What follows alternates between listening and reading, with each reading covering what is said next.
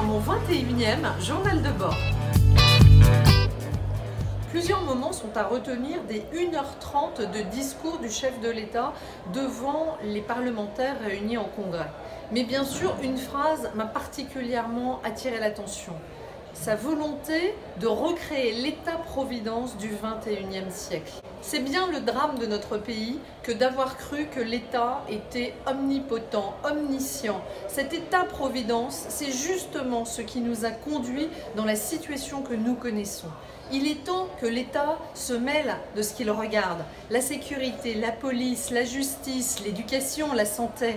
Mais quand Emmanuel Macron explique qu'il va recevoir les 100 premières entreprises françaises, je m'inquiète. Laissons donc l'économie à ceux qui créent les emplois et que l'État balaye devant sa porte et fasse ce qu'il a à faire.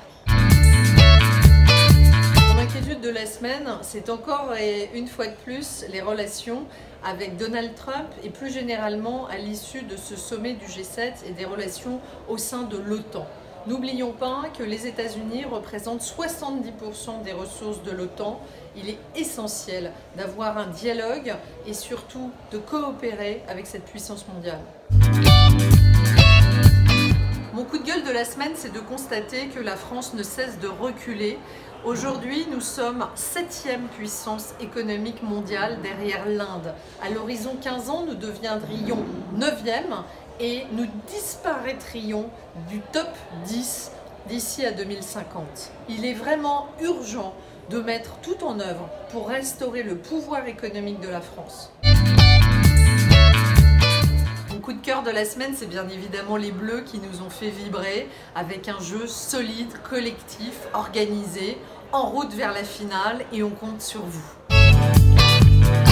Mon insolite de la semaine, c'est cette prouesse technique, humaine, du sauvetage de l'équipe de football de jeunes qui étaient faits prisonniers dans une grotte en Thaïlande, prisonniers par les eaux. Du calme, de la bravoure, bravo à eux. Je vous souhaite à toutes et à tous un excellent été et je me réjouis de vous retrouver à la rentrée.